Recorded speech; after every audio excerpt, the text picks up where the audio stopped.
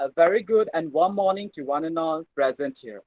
I am Jimmy Paulson Ekka and I'm pursuing BBA LLB from SIP Law College, Dibrugarh, and I am the host for today's debate session. And it is my pleasure to welcome you all to the second round of our debate competition. So before beginning the session, firstly, I would like to take this wonderful opportunity to introduce our today's respected judge, Dr. Dibya Bora, and he is the assistant professor in Kaziranga University. He has done his PhD in the Department of Computer Science and Applications from Barkatullah University, formerly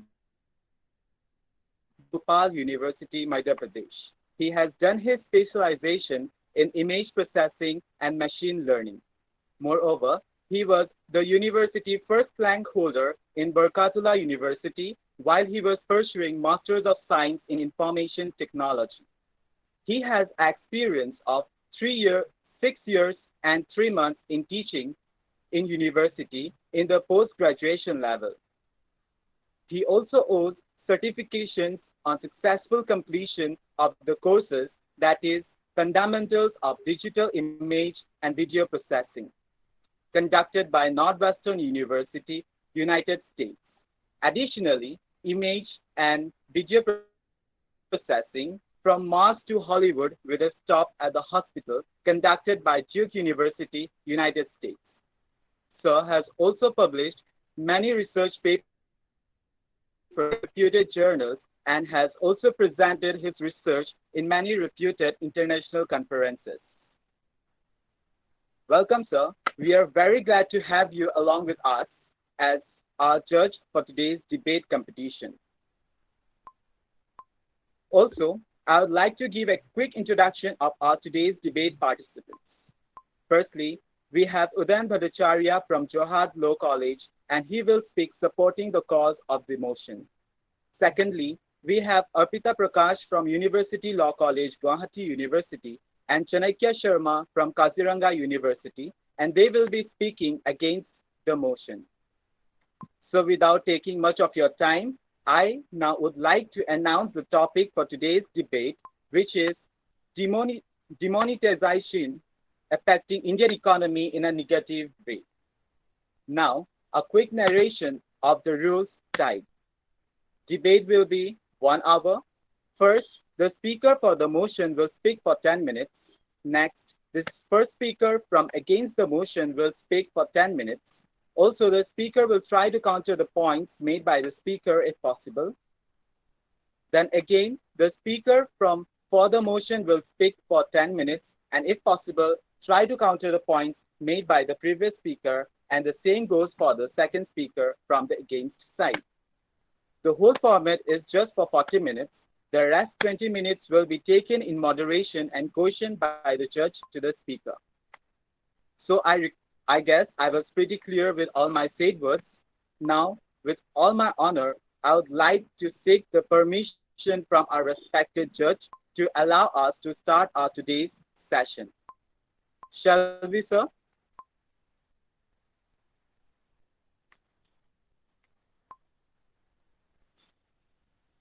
Hello? Am I audible?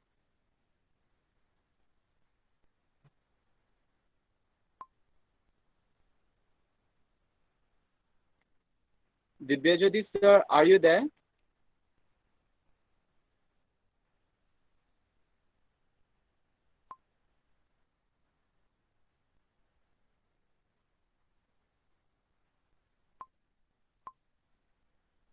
Hello? Sir, am I audible to you?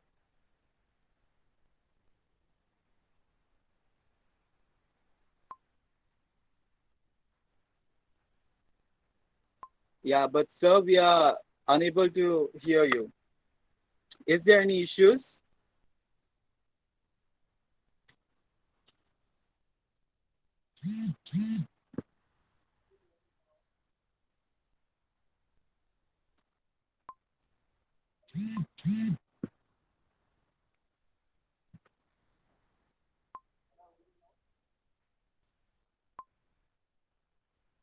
Hello, sir.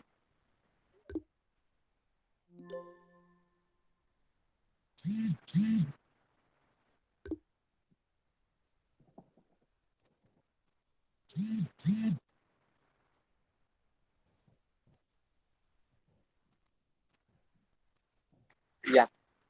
our speaker has given us the permission to start our today's session. So now I would like to call Bhattacharya to come upon and place his points. And Udayan, Yeah, your time starts in three, two, one, and go. yeah. So our respected judge is hearing me, right? Okay. So my name is Bhacharya, and I'm currently pursuing my law degree from Johat Law College. Today I stand for the motion, and the topic for the debate is demonetization affecting the Indian economy in a negative way. Respected speaker, before coming to the debate and the points as to why the demonetization has affected the Indian economy in a negative way, I would like to first define what demonetization is. Respected speaker, demonetization is a monetary step in which a currency's unit status as a legal tender is declared invalid. This means that the currency under law cannot be used for exchange of goods and services. Moreover, respected speaker, we should also understand what Indian economy is.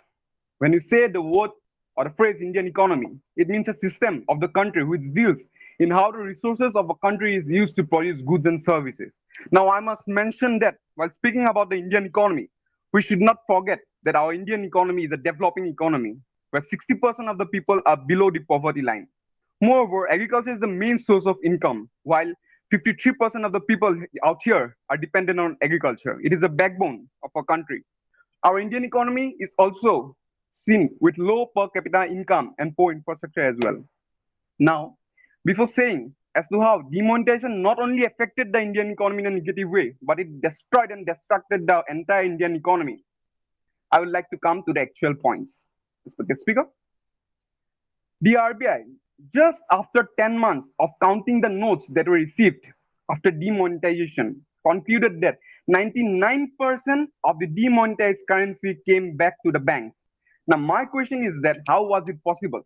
How did all the 99% of the demonetized currency came back to the banks? It means it got monetized, and it is a data that is given by the RBI, that is the Reserve Bank of India, which is one of the most authentic data. Respected speaker, it was held that 30% of the demonetized money won't come back during demonetization, but it didn't happen. 99% of the demonetized money came back because those 30% was deemed to be black money, but all the black money returned. Respected speaker, 15.44 trillion was invalidated during demonetization, while 15.28 trillion was received again. Either the corrupted money came back through certain again corruption, or those were not corrupted money. Respected speaker, of course, they were corrupted money, and there were instances where it came back to the bank. As the RBI at that particular time had not finished in counting notes, they were still about to count the notes, and the figure was more than 99%. Later, it was revealed that it was almost 100%. Almost 100% of the money came back to the banks. And I don't think that demonetization was successful in curbing the black money. And hence, it was no more helpful to the Indian economy, respected speaker, which was revealed just after 10 months. Moreover, another important issue that demonetization strived to remove was that of fake currency. Fake currency affects the Indian economy in a very negative way, as we all know that. But let me tell you, the NCRB, National Criminal Records Bureau, said in June 2017 that 11 crore fake currency has been detected. And moreover, fake currency of 500 rupees after demonetizations were doubled. There were an increase in 121% than the previous year. And there was also a 21.9% of increase in the 2000 rupees notes. Thus, fake currency also increased. This again is the report by RBI. Respected speaker. Thus, it was no helpful for the Indian economy. Demonetization strives to be not even a bit helpful for the Indian economy. Respected speaker, another objective of demonetization was to counter the terrorism. Demonetization took place in 8 November 2016. Just after merely 2 weeks, respected speaker, in 22nd November, Kashmir terror attacks takes place. In 29 November, in Nagota, 7 army soldiers were killed. Now, who funded them? Where did the black money came from? Respected speaker, where was the objective of countering the terrorism gone? Respected speaker, why should you forget? Why should you forget the 14th February of 2019, the event that took place, that is Pulwama attacks, which gave such a big harm to the Indian economy by killing so many soldiers, respected speaker. Even the objective of countering terrorism was not successful through demonetization. Moreover, respected speaker, another objective of demonetization was digitalization. Of course, digitalization would help the Indian economy in a positive way, of course, respected speaker. But should we not forget that we are in a country where 60% of the people are below the poverty line? We are in a country where people cannot afford smartphones. People have not seen even smartphones, respected speaker. We're in such a country where in Himachal Pradesh people have to sell their cows to buy a smartphone for their children to study for online courses, respected speaker. Isn't it foolish to think about digitalization where we have so low per capita income? Our Indian economy is seen with such low per capita income, just that even thinking that we will get digitalized through demonetization is nothing but a stupid decision, respected speaker. Moreover, at the time of demonetization, the agricultural sector was seen to be harmed in a very big way, as it was a season of seasonal crops, and seasonal crops takes only a maximum of 2 months. All the seasonal crops died because the people had to go to banks for a minimum of 50 days to only exchange at 20,000 rupees. Respected speaker. Moreover, it was said that demonetization helped in tax collection.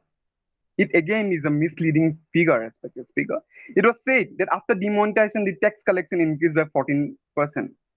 I must say, respected speaker, that it is better to be illiterate than to be half literate.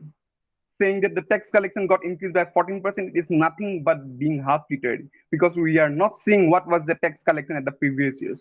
If you look at the graphs, we will see that each and every year the tax collection increases. This is the nature of the Indian economy, respected speaker. Even in 2013, there was an increase in 14% of tax.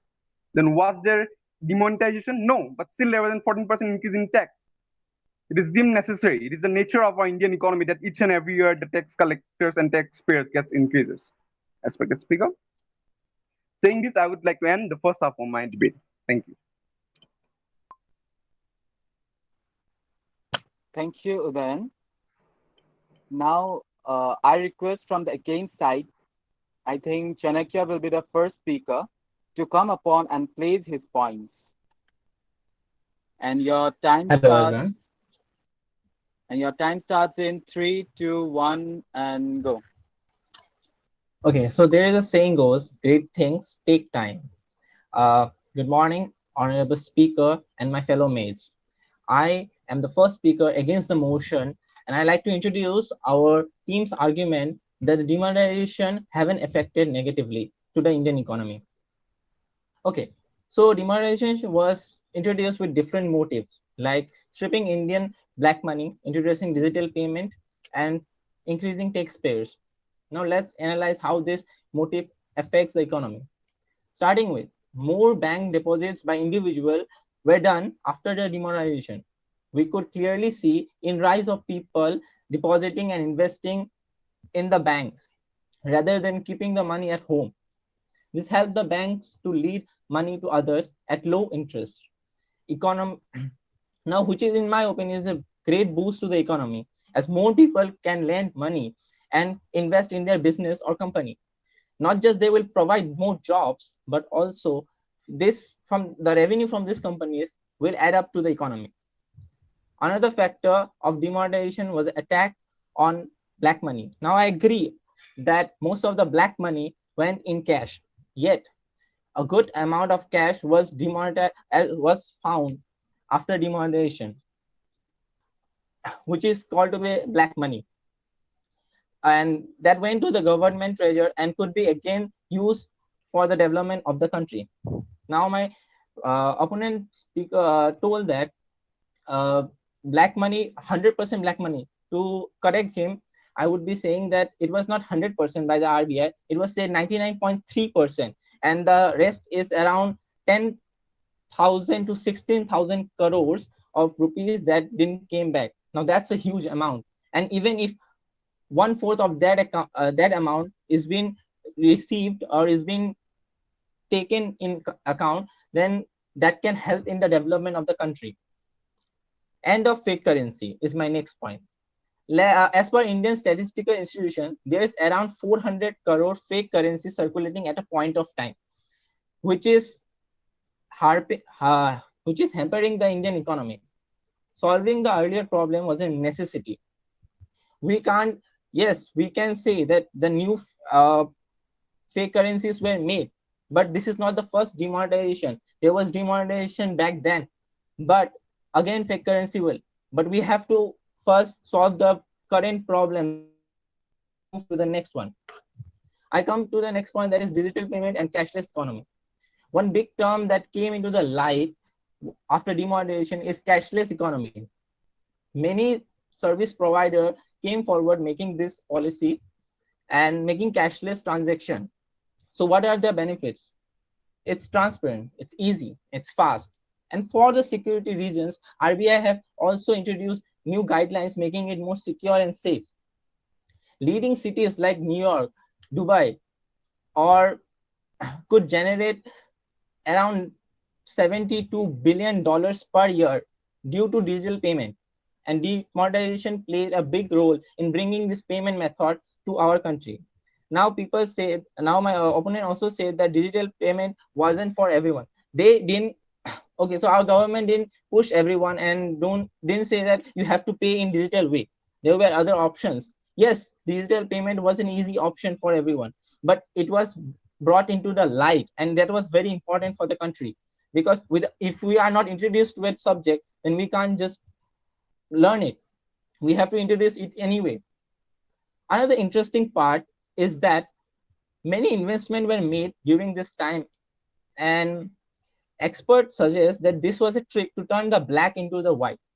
But in doing so, there was some uh, profit to the Indian economy, as investment were also made in some big government projects.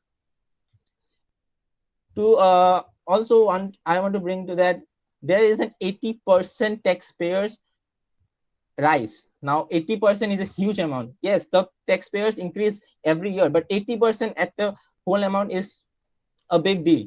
14% increase in the tax payment was also recorded. So now also my opponent told that about the terror attacks on 2nd November and 29th. Well, I don't believe that the terrorists or the people who wants to attack will plan 2 weeks before a attack. So they will all obviously plan it before 6 months to 1 month. Let's just assume 1 month. So that money was already invested. They already brought their equipments they needed for the attacks. So that was not because that demonetization solved it.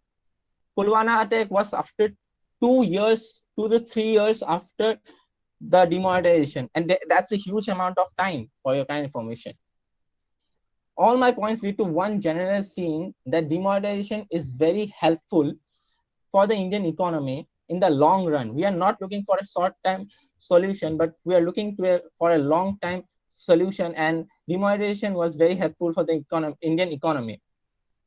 Our GDP has increased from 0.5 to 1.5% due to demonetization. And this line just suggests that demonetization haven't affected the economy badly or negatively.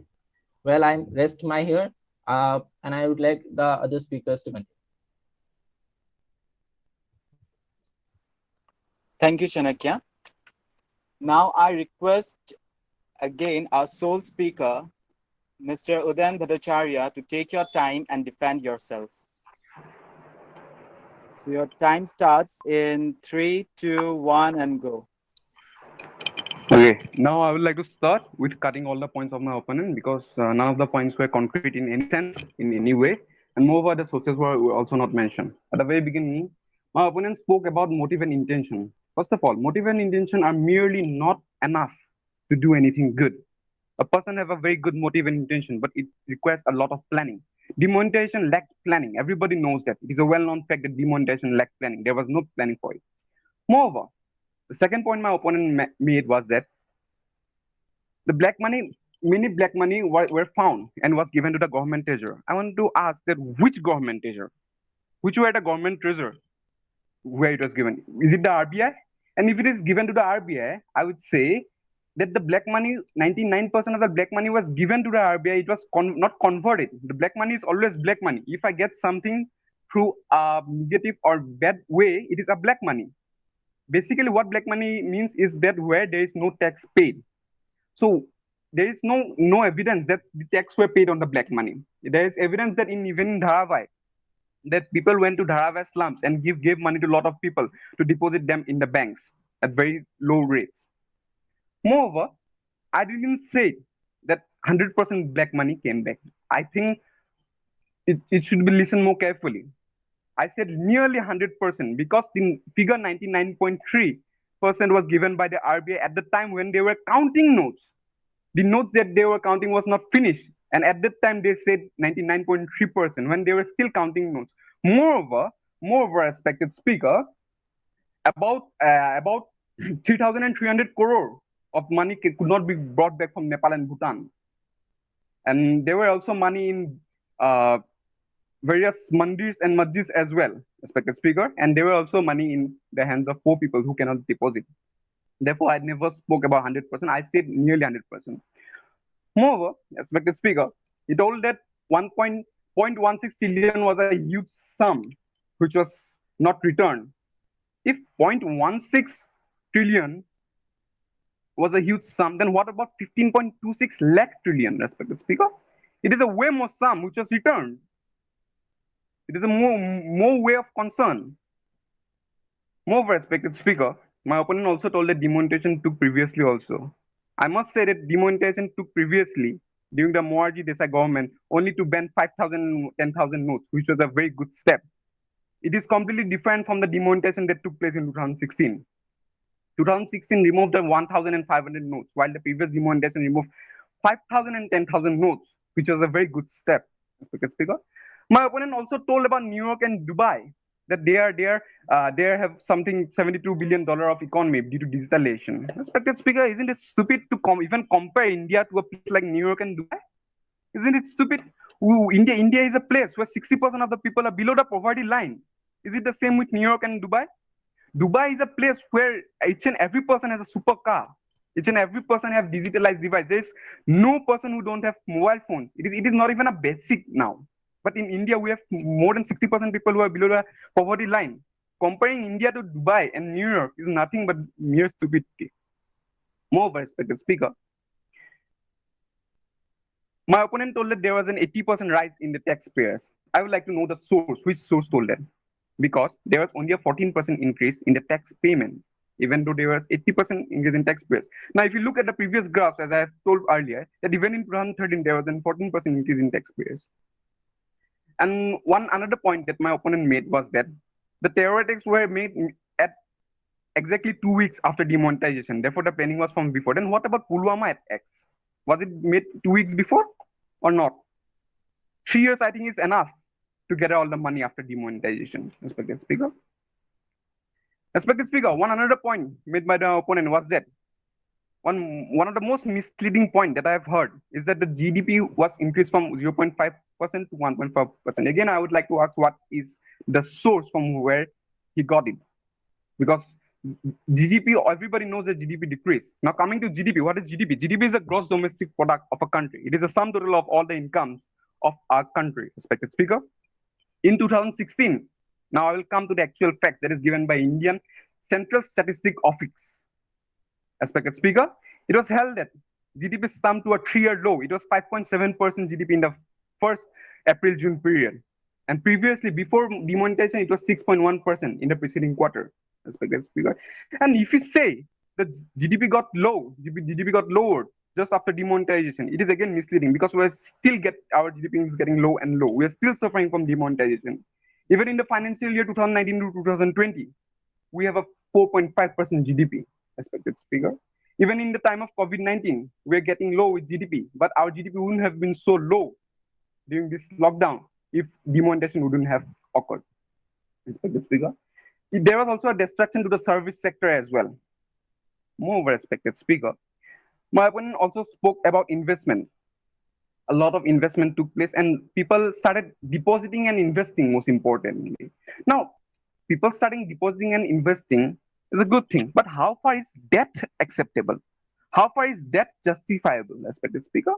More than 150 people died while standing at banks and was unable to pay money at the hospital counters. Now, how is that justified? And respected speaker, I would say that I'm quite sure that the number is more than 150 because later, even the RTI was denied by the government. The government didn't allow to file any RTI because they want to conceal the amount of people died.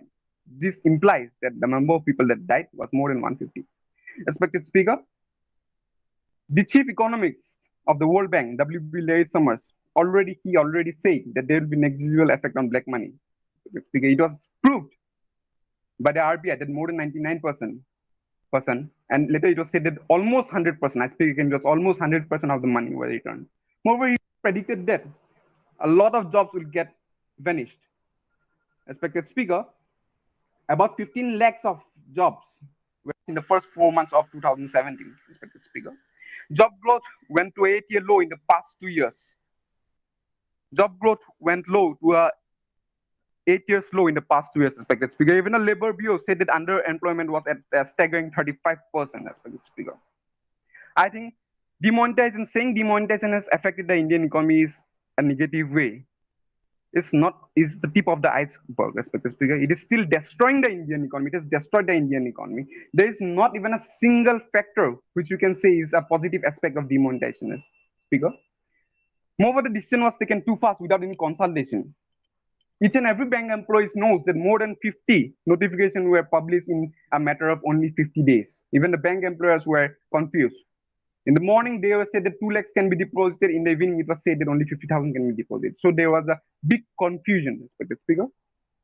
Moreover, now let us come to who were the real sufferers. The real sufferers were the poor You have people. just 2 minutes left in your hand. Okay, thank you. So the poor peoples were the poor peoples who were the sufferers who have no access to banks. There are a lot of area in our country where there is no access to banks. Banks are too far away, and people have no bank accounts. There are also people. There are even people who have never seen a bank. Respected speaker, we have such areas, tribal areas. Respected speaker. So those people were the actual sufferers because they have to throw their hard-earned money for 5,000 or 10,000. The 10,000 for them is like lakhs for us. Respected speaker.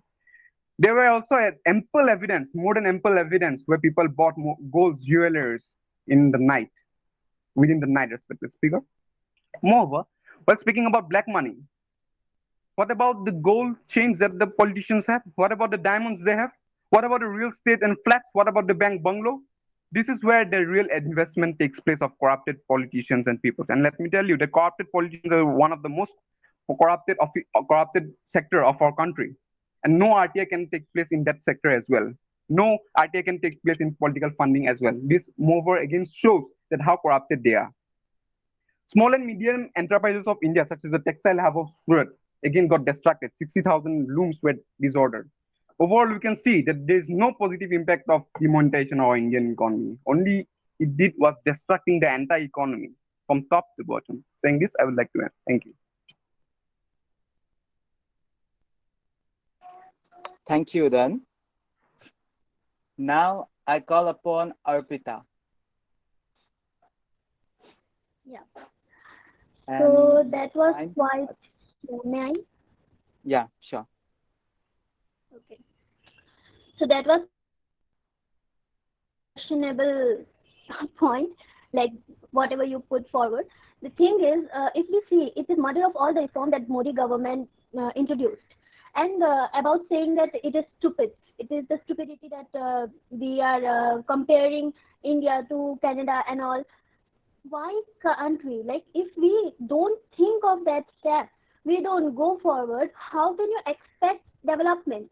How can you expect development? We are developing country, and if we don't take inspiration, if we don't say to other countries and take inspiration from them, do you think we'll develop after, like, in this constant speed? It's been like, are you aware that in 1946 there was the first demonetization was introduced? This is not the first time they are introducing demonetization. And about currency getting destroyed. Okay, so here's the thing. What would you like to say about bank politics? What would you like to say about the Kashmir unrest, the northeastern militant groups? Their backbone is black money. Would you like to say that the unrest is not like suiting your mind or something? The unrest is not good, like unrest is good or something like that. The Kashmir unrest came to a stop during that time. I'm not aware of that. Indian Army go on a daily basis there with their own people. Now, for a few months, for more than few months actually, it came to arrest because of this demonetization. Would you like to say that it's not good? Also, for a country who is still developing these small things like taxpayers, like increasing taxpayers and everything, it's a huge thing if we see. And about asking that what source it was that said my partner that told my like from what source my partner told debated on this like taxpayer thing. Which source told you about that Pulwama attack was the result of the black money? Which source told you that? And about saying that job growth went low. When was it high to go low?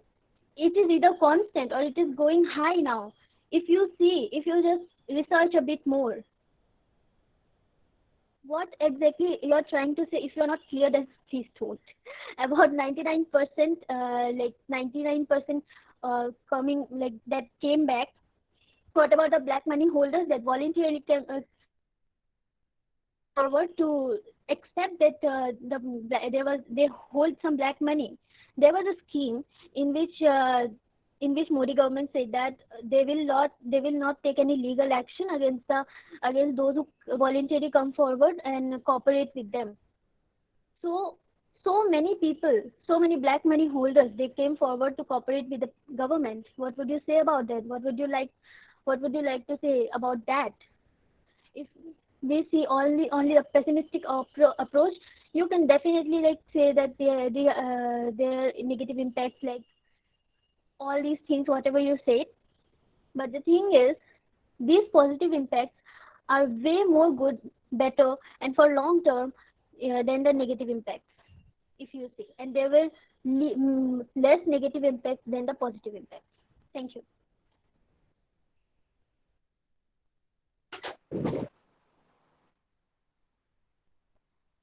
Thank you, Arpita.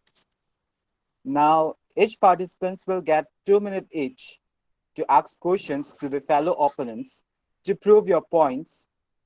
And so here we go. We have Udayan first.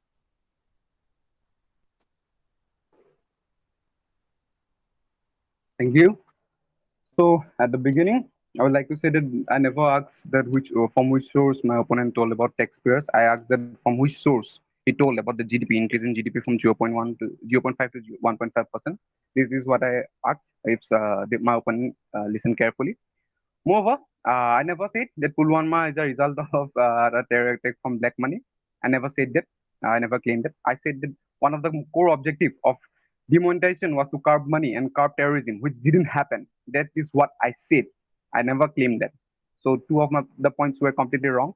Moreover, another point that was made by my opponent was that how can you expect development if you don't compare India to Dubai? Wow, that's such a again such a misleading thing to say. In, if you compare two things, there should be certain similarities. I would ask what are the similarities of India and Dubai, and how can we even imposing the same laws and policies of Dubai and India expect the same results? Is it possible? Is it possible when we have so low per capita income? Now let me tell how can we expect development. We can expect development by increasing the per capita income.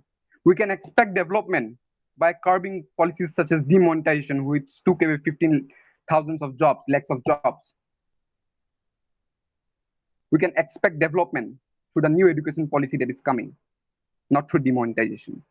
And let me tell about a 1946 demonetization, which was raised by my opponent. The 1946 demonetization was before independence. Post-independent and pre-independent era are two completely different things. And the economic system that was present at that time and this time is also very different. We cannot even compare, even think of something that was before the 1950s. Moreover, this is a parliamentary debate. I think we should use the words your my opponent and not we should not have any personal attacks because this is a parliamentary debate and we have certain ethics and morality here. So my question is, when all the black money returned, more than 99% of the black money returned, then how can we expect that the black money was destroyed? Moreover, when our GDP is going down day by day, why don't we still accept that demonetization was one of the worst decisions that can be taken? Because of each and every data that we see will say that our GDP is going down day by day. And we all know that the decision was taken very fast. Shouldn't we accept that? Moreover, shouldn't we also accept that most of the people in our country don't have smartphones? Thinking about digitalization is nothing more than mere stupidity. Shouldn't we say that? Because we have people who are so much poverty stricken that they cannot even afford food. That is the condition of a country. Respected speaker, I think we should all be sensible and accept the fact that demonetization has done not even a particular, even a thing positive to our economy. I Yeah, urge Udan, my your time opponents. is up. Yeah, thank you. Yeah. Now we have Chanakya next. So first of all, I want to start with there was no single achievement. So I think one of the biggest achievement was more people came and deposited in banks now and invested in banks like policies like mutual funds and other saving accounts and all those policies, which help the bank to lower the interest rate when they loan when they lend the money. This is a very helpful stuff, and this awareness came to the people because of the demonetization. They were afraid that again demonetization would happen in the country and they would lose a lot of money. But now the people used to go to the bank, save their money in the bank. And when I say about when you say about digital payment, digitalization, even this whole debate is going on digitally. So yes, digitalization is a very important thing. It have to be started from somewhere. You can't just magically do it for everyone. You have to start from somewhere, and then it have to, like, let's go back 3 to 4 years back and analyze that big data packs that were like internet packs were consumed by people who were rich, who were very wealthy. But now 1 to 2 GB per data is being used every day by 90% of India, and that's a given data. So it is working. We have to start somewhere to reach somewhere. 1,000 miles start with one step. So that is about the digitalization I want to say. And about the 0.5 to 1.5% GDP increase, I didn't say that about the whole increase. I want to say that just after demonetization, 0.5 to 1.5% was increased, and then it came down again. But that increase was short time, and for if you need a short time solution, that was a short time solution. But demonetization is a long time process. Every year, just like my opponent said, that demonetization for every year the GDP is decreasing. Yes, it is decreasing, but for a short time it also went up for a very short time, I will like say. And let's just say that if you're saying about people who don't have bank near their villages or homes, so government gave a long time, they gave a very long time for people to go and deposit their money and get them exchange. It wasn't said that you have to change in 5 days or 2 days. They gave a long time for people. And if people are going through, if people uh, aren't doing Yes, any Chanakya, your tricks, time is up. then okay. Yeah. So Now you we may get the have point. now we have Udan again. Thank you. So again about digitalization. So digitalization, it was said that digitalization takes a long time and long, it is a long process. So it has been 4 years since demonetization. Did you get digitalized? Or we still have people who have to sell the cows in Himachal Pradesh to buy a smartphone? Or we still have people who have to sell their ornaments to buy smartphones? Or we have people who are getting digitalized day by day? All that digitalization is occurring is only a particular segment of the society. And if we speak about demonetization that has taken in the Indian economy, we have to speak about the entire economy, Indian economy. We have to speak about each and every individual of the Indian subcontinent. Of course, nothing is absolute. But if more than 70% of the people are not digitalized and only 10 to 20% or 30% of the people are digitalized, I don't think it is a success. And again, if my opponent is comparing digitalization in Dubai, I would say then almost 100% of the people have smartphones. It is a basic, it's not even a basic. Moreover, from if you speak about the years before 2 to 3 years, in the year 2015, 14, of course, if you see in 2020, people are using more data, people are using more internet, but this doesn't signify we're getting digitalized. And why this is happening? We all know because of reliance. All know because it is happening because of Geo. That is Ambani. Ambani has given packages at such low rate. If Ambani was not there, such thing won't have been possible. Therefore, saying that we're getting digitalized or we are consuming more data is again one misleading statement. Because we all know that demonetization help only rich people like Ambani to set up their business. And this is in no way a help to the Indian economy. The topic for the debate is that demonetization has affected the Indian economy negatively. And there is not even one positive aspect till now, which could be said that it had a positive impact. I've said a lot of points that it had negative impact. Moreover, again, I found one thing good, that my opponent accepted that our GDP is going down and down. And the fact that 0.5% to 1.5% was along a period. Again, it got down. It was said by my opponent as well. So how GDP is directly related to the Indian economies. Then how can you expect that our Indian economy is growing? It is getting destructed day by day. Go. I would like to say again, then what are the positives of demonetization? All it did were negatives and only negatives. Thank you. Thank you, then. Now we have Arpita.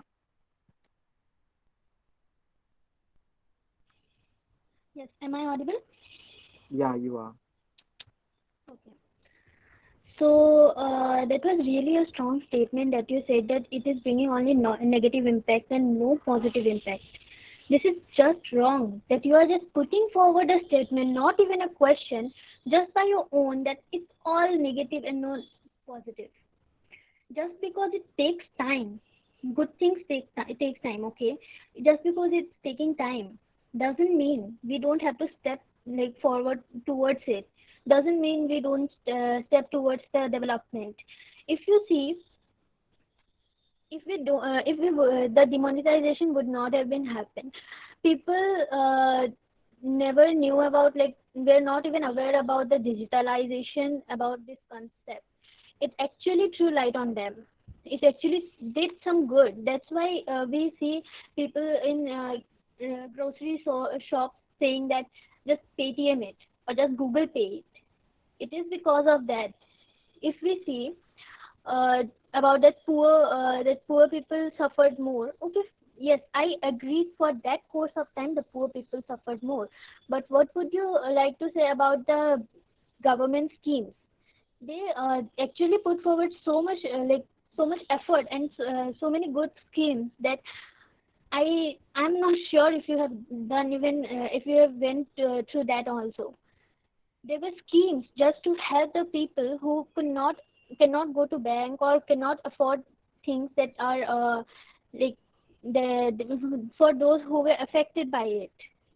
That would be great if we also throw light on them. If also speak about that, if you also speak about that schemes, because it was not just negative. The impact was not just negative. It actually put forward some positive impacts. That's why we are here discussing about that. All right, that's it. Thank you, Arpita, and thank you for making it a depending session. Now, our participants will be questioned by our respected judge, Dr. Dibya Bora. Sir, I would like to come upon and take your time.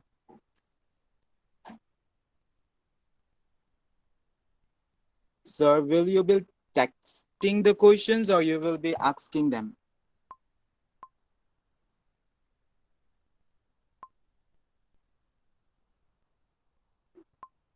Okay. Dear participants, sir will be texting the questions. So have a look on the messages.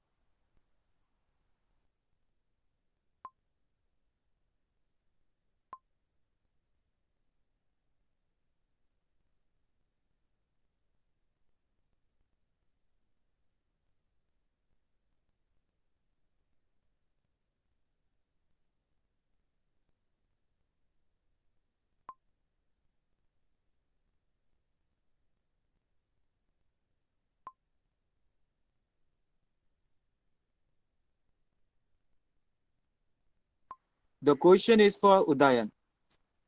Demonetization and reduction in inflation. Please analyze this.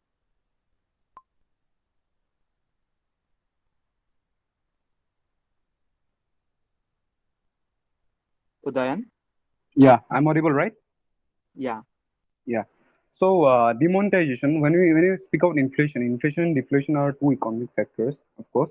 So inflation for demonetization, we inflation is another negative aspect of demonetization, to be true, because the market forces various services and goods got costly as well because of GST, and various people even protested against GST as well. It was an outcome of demonetization. So even though it is said that there is a reduction in inflation in various parts, but we can see that there is GST and various as GST and UGST as well, two different types of GST, and there was an increase in inflation. But at certain amount of goods, that is 20% of goods and services, there was reduction in inflation. This is because of the various economic factors that were in play. That's all I would like to say. Thank you. Thank you, then.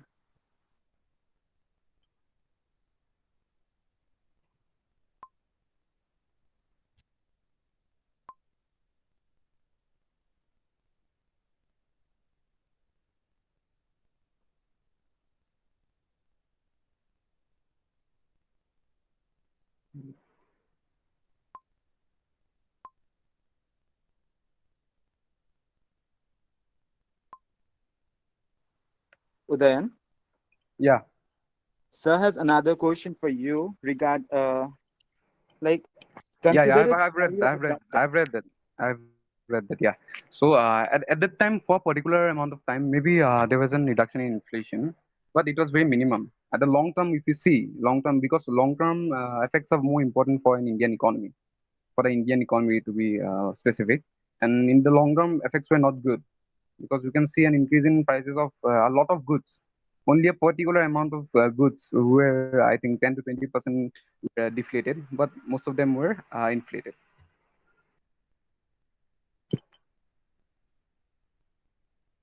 Thank you. Hello? Yeah. Yeah. Okay, thank you.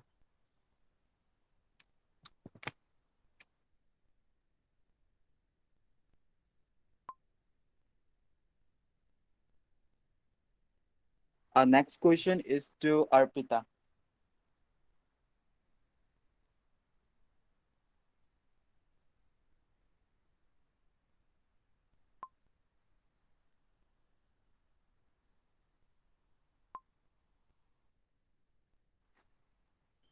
Arpita? Yes. So demonetization did affected the agriculture sector and also the farmers. But even before demonetization, there were some schemes like Kisan Yojana and other schemes that government already introduced that, and that's also helping. And even during demonetization, they were working. They were actually helpful for the agriculture sector as well. Okay, that's it. if that satisfies your question.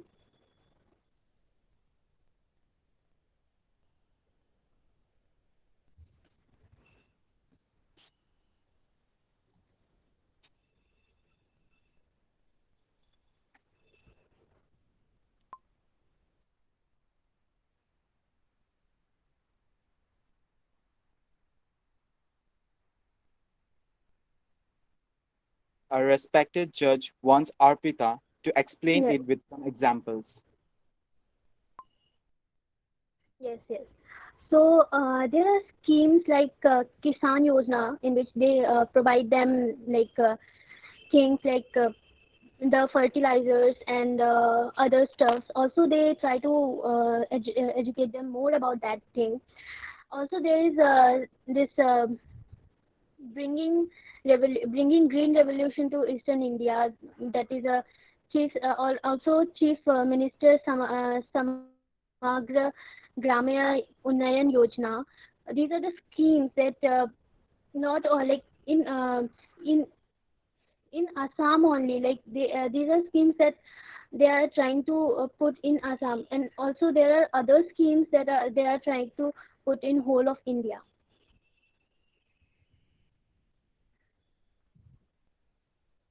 Okay, so the demonetization effect was for a short time only, and now the things in agriculture sector are almost.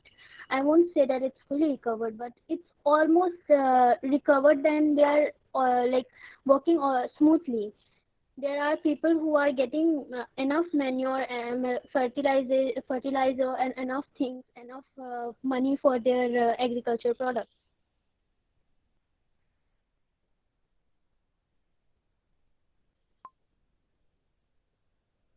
Okay, thank you, sir. Okay, thank you, Arpita.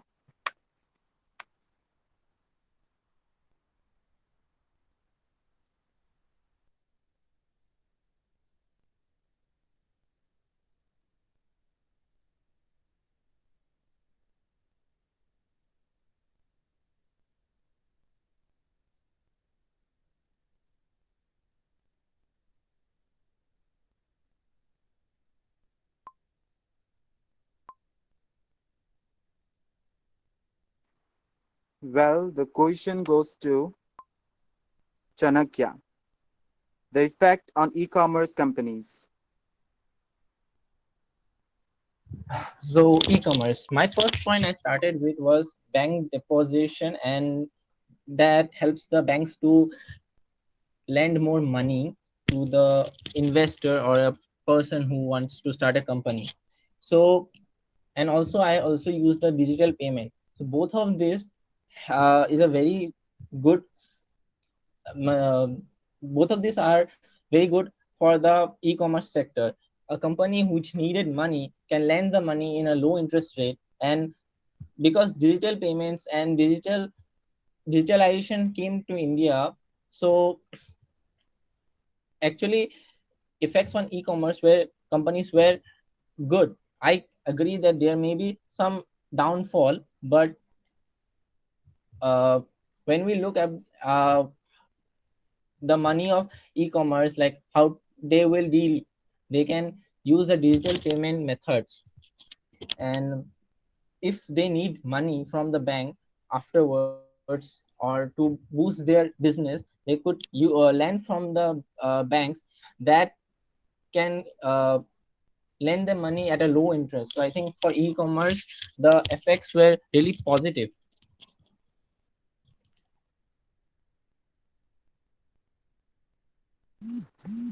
Is that over, Chanakya? Yes. Yeah. So CODs, that is cash on delivery. For cash on delivery, uh, people, there was option, so we can select if we don't have money to give for paying for some goods we buy. So there were payment methods, and since digitalization came into the picture, so people used to go for that, and people who couldn't afford cash on delivery didn't go for the op- didn't go for that option, and chose digital payment, and people who used to have the COD before buying any stuff, we just have to look that do we have the money to get that thing. So I guess people who opt for CODs already have the money for the goods and services. That's from my side.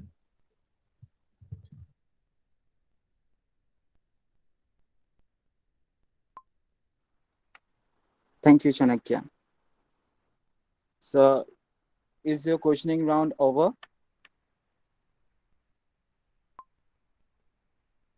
Yeah. Thank you, sir, for your amazing questions. And I hope you are happy and satisfied with the answers that you received from our fellow participants. Now we are at the end of our today's debate session. So before winding up, I would like our respected sir to give comments and suggestions on the debate session we had today.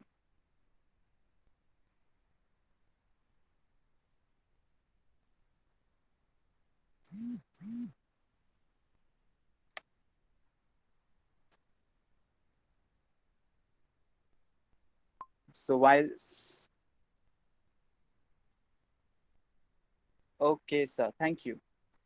Now, I also request our fellow participants to give a feedback on how was their experience during the session. Udayan, uh, let's start with Chanakya. I think the debate was really good. I appreciate my opponent. He was a really good speaker, and I actually like this round more better than the last round because we could actually debate in this topic and not just listen to each other. So I think this I like this session more. That's it. Thank you, Chanakya. Moving on to Arpita. Yeah, it was really good and intense, to be honest, better than last time. So it was really nice and informative too. That's it.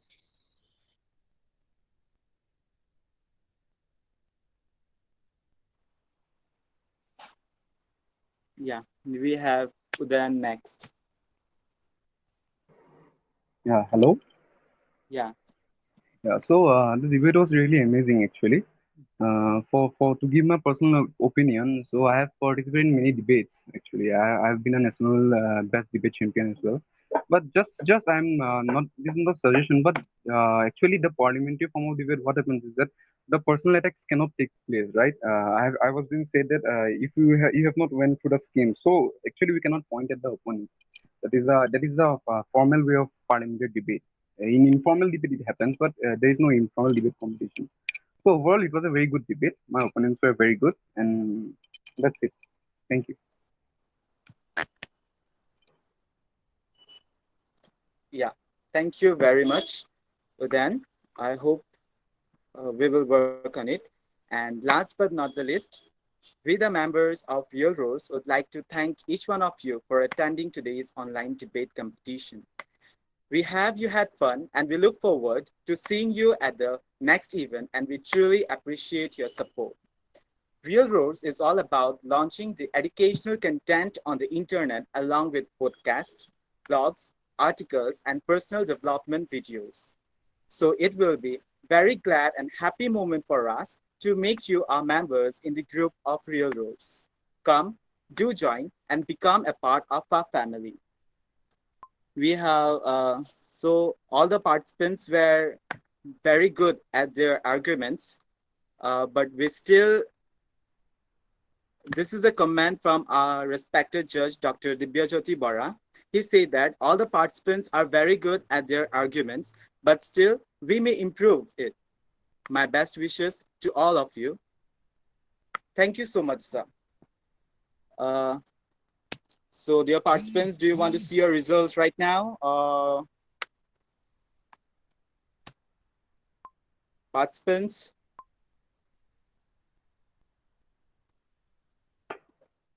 Yeah, sure. You can give them.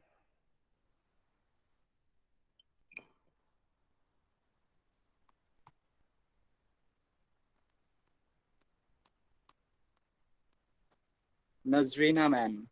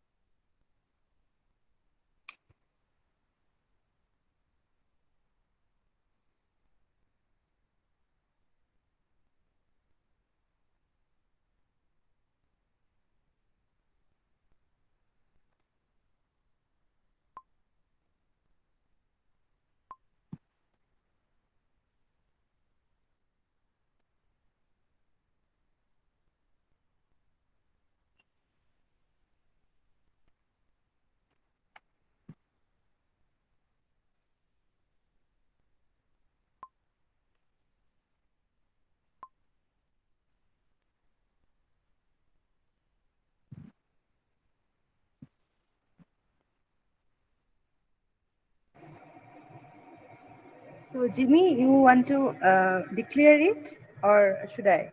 Yeah, ma'am. I request you to declare the results. Okay. So, I received it from the judge. Thank you very much, Dibya Bora sir, for giving the results so quickly so that I can share it, these results right now with all the participants. So based on the five criteria, the final results are like that. The total marks for the first participants, that means the Udyan Bhattacharya, for the motion, he got 17 out of 20. Then the second participant, that is Arpita Prakash, who stands for against a motion, got 15 out of 20.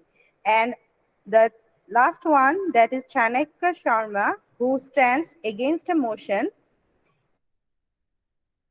got 14 out of 20. So this is the result, and the detailed result will be shared soon with the participants, and Shivam will share the sheets. Is it okay for you all? So Yes, ma'am, it is for okay, this ma'am. session, congratulations to Ujjayan Bhattacharya for uh, get for standing in the first position, and also I congratulate to all of you for participating in the session on making this session a successful one. Thank you, ma'am. Thank you. Thank you to all. Thank you, Thank you, Judge. ma'am. Thank you, Judge Dibya Bora, sir, for giving me your valuable time and judging in the debate session. Thank you very much, sir. And I will hope to get such type of cooperation in near future too. Thank you, everyone. Thank Over you, to ma'am. you, Jimmy. Thank you, ma'am. Like results was काफी टक्कर वाला था. Congratulations, Udayan.